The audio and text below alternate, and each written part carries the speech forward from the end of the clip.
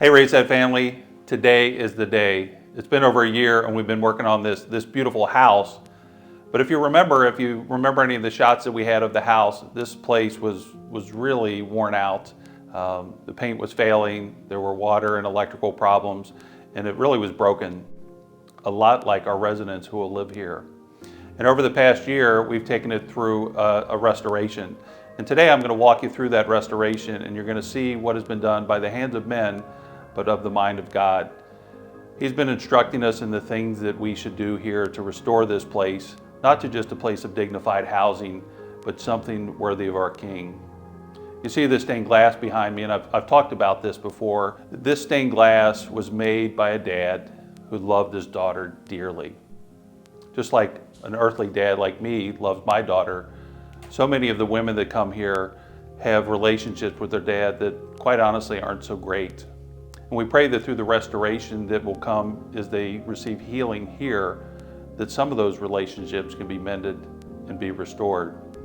So I'm going to walk you through the house today, and this is the foyer, the entryway, and the ladies will come through this door, and we hope they're overwhelmed by what they see, because it is a beautiful place. It's a historical place, a place built by a physician, then turned over to a group of nuns, and finally to a group that we bought the property from who did some work in the mental health field. So we're calling this the House of Healing and Hope, a place where restoration will take place. So as you walk with me today to see the place, think about what it looked like after 30 plus years of decline to what it looks like today. It is a beautiful place.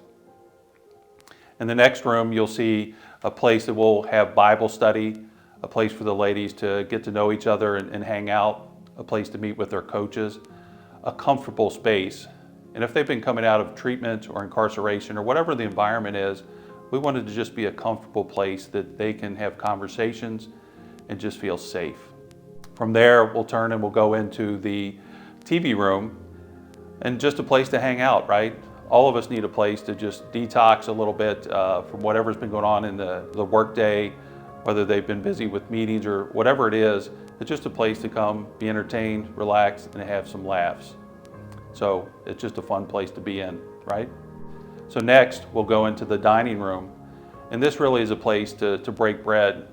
For so many of our ladies, they really haven't had healthy habits around the dinner table with their family. We hope that those will be restored here. You'll see it's a big table. We want to bring both of our houses together so that they can have regular meals together, get to know each other, and get a sense of what family is like. So many of us know what that's like and the importance of it. We want to transfer that to our folks so that they know when we break bread together, we are family. Just adjacent to the dining room, of course, is the kitchen.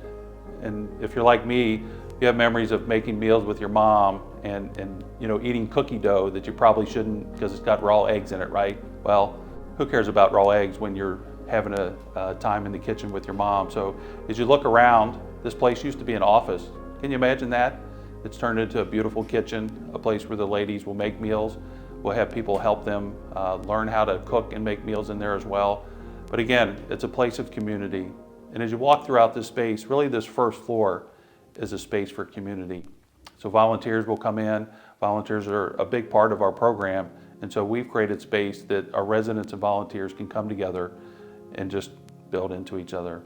The last room we have on the first floor is really a counseling space, an office space where the ladies can use the computer.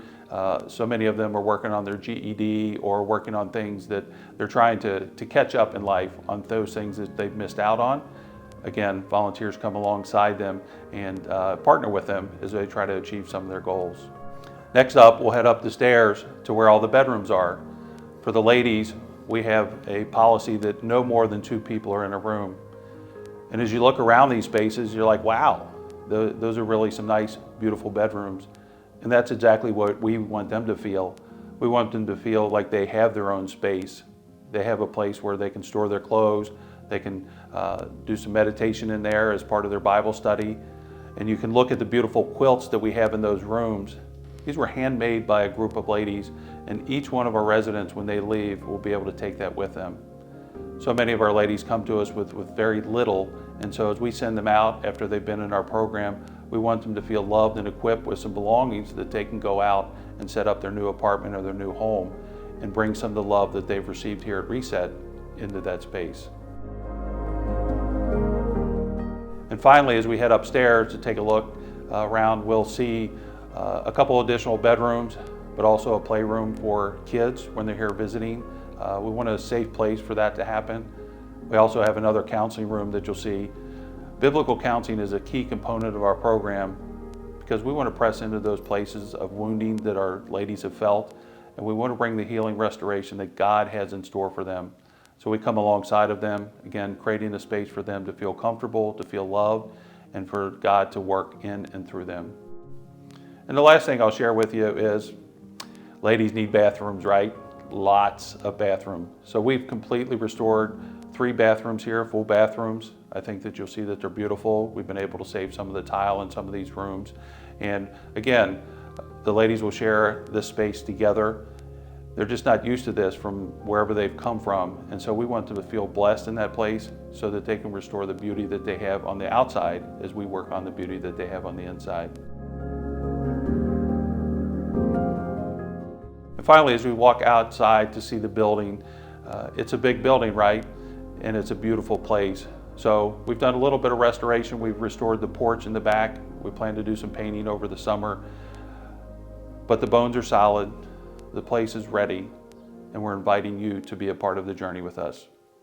Thanks for visiting with me today.